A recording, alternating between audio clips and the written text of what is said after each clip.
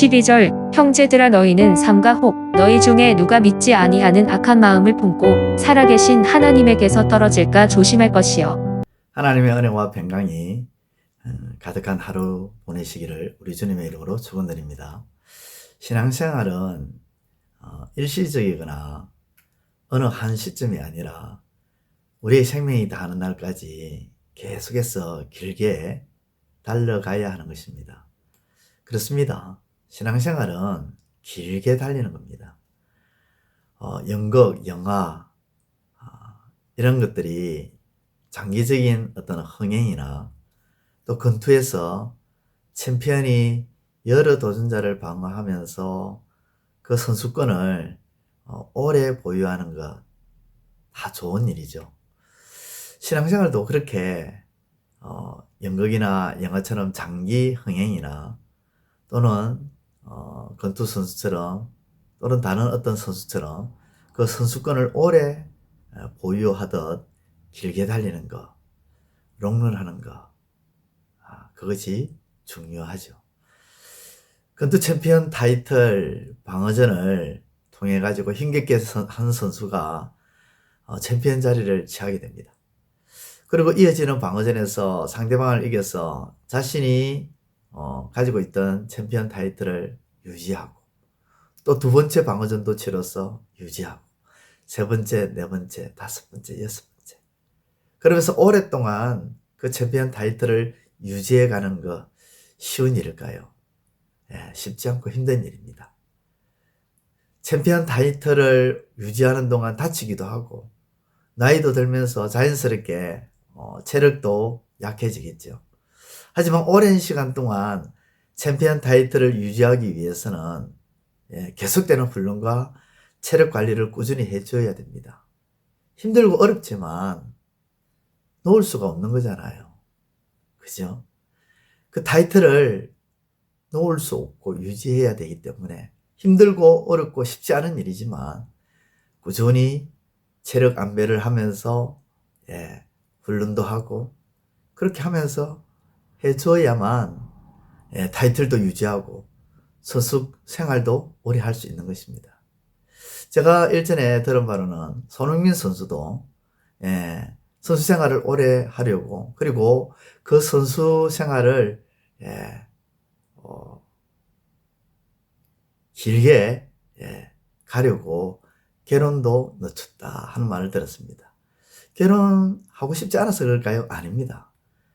자신이 보유한 그 선수 생활 그것이 결코 가벼운 것이 아니고 너무도 중요한 것이기 때문에 자기 혼자만의 어찌 보면 타이틀이 아니라 대한민국의 한 사람으로서 국가를 대표하는 그런 의미를 가진 그런 선수라는 위치이기 때문에 어쩌면 손흥민도 그런 의미에서 길게 오랫동안 선수 생활을 하고자 했던 것이 아닐까. 그래서 손흥민 선수도 다치기도 하고 또 체력이 떨어질 때도 있지만 그때마다 체력 안배를 위해서 꾸준히 몸 관리를 하고 영양식도 먹고 그렇게 하는 것이 아니겠습니까?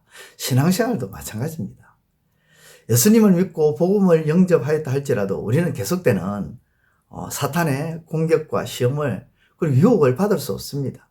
우리가 사는 이 세상은 어찌 보면 하나님의 사람을 계속해서 공격하고 힘겹게 하는 그런 곳입니다.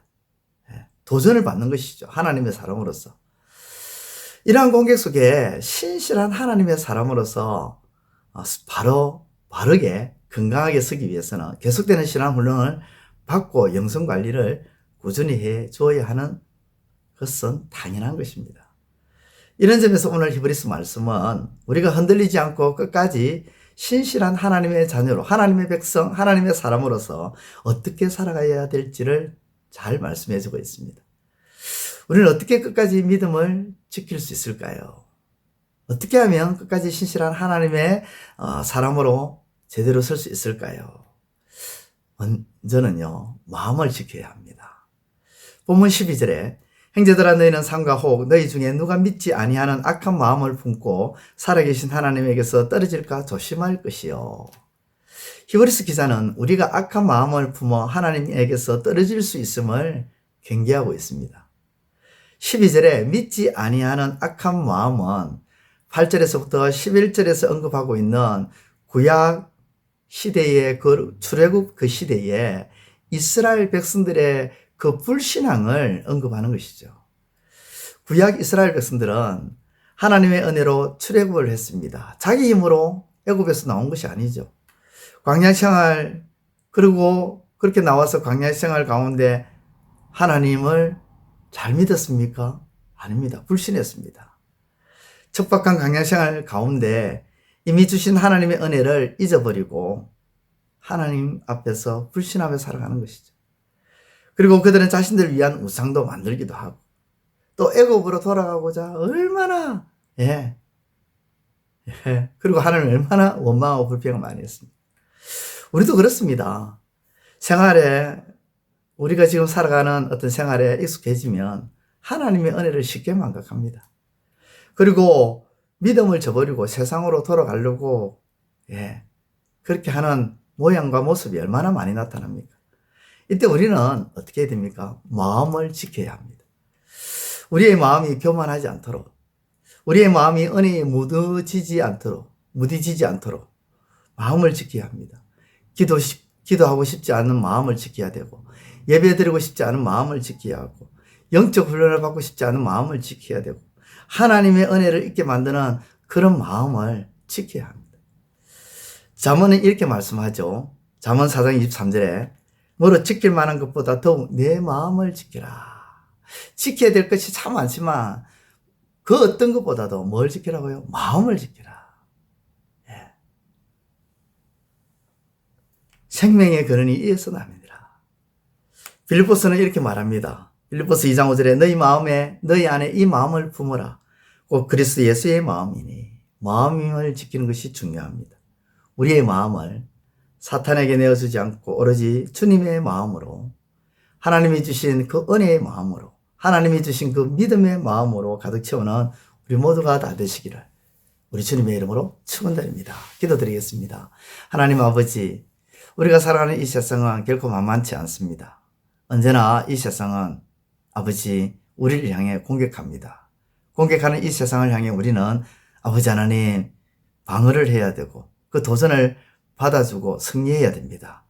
이 세상에 있는 것으로 아버지 우리가 공격을 받을 때에 우리가 승리할 수 있는 그 비결은, 우리가 신실한 하나님의 자녀로 바로 설 수 있는 것은 그 무엇보다도 우리의 마음을 지키는 것입니다. 우리의 믿음의 선배였던 이스라엘 백성들은 마음을 지키지 못하고 불신으로 가득하여 하나님의 마음을 안타깝게 만들었다는 역사적 사실이 분명히 우리에게 아버지 하나님 전해지고 있습니다. 그 사실을 기억하고 지금 현재 우리가 살아가는 이 세상 속에서도 아버지 하나님 우리가 그것을 거울로 삼고 우리 마음을 지킴으로 아버지 하나님 승리하며 살아갈 수 있는 하나님의 신실한 하나님의 자녀로서 빛을 발하며 살아갈 수 있는 하나님 사람다운 하나님의 사람이 되게 하여 주옵소서. 예수님의 이름으로 기도드리옵나이다. 아멘. 이제 오늘 받은 말씀으로 함께 기도하겠습니다. 첫째, 신앙생활은 예수님을 믿고 복음을 영접함으로 끝나는 것이 아니라 계속되는 사단과 세상의 공격과 시험을 받기에 도전을 받는 것임을 알고 꾸준히 신앙 훈련으로 다져야 함을 잊지 않게 하소서.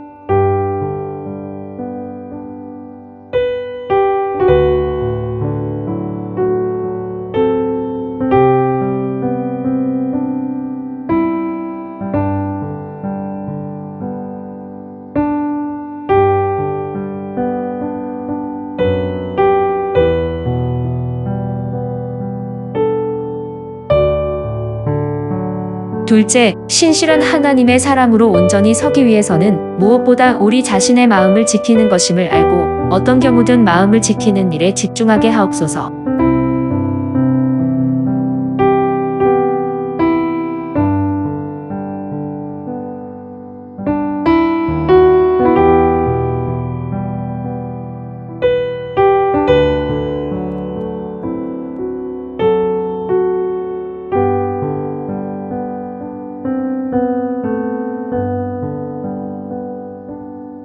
이제 오늘의 기도 제목을 가지고 합심하여 기도하도록 하겠습니다.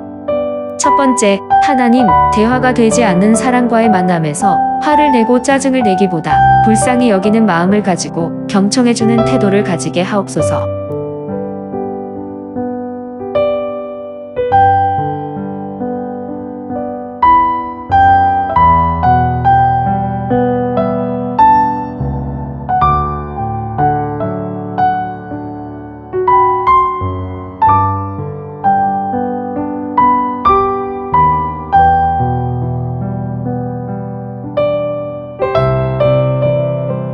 두 번째, 하나님, 기도는 모든 시련과 어려움과 문제를 헤쳐나가게 하는 하나님이 주신 선물임을 기억하고 기도를 통해 모든 시련을 극복해 나가게 하소서.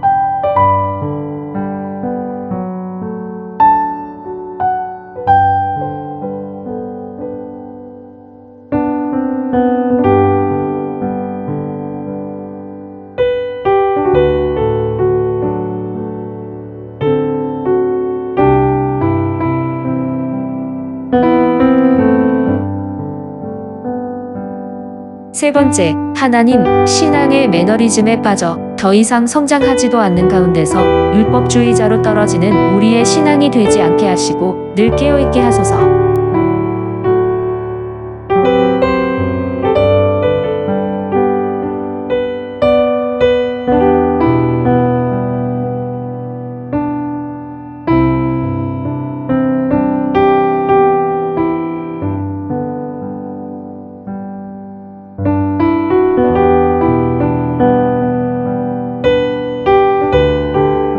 이제 개인의 기도 제목을 가지고 하나님 앞에 기도하시기를 바랍니다.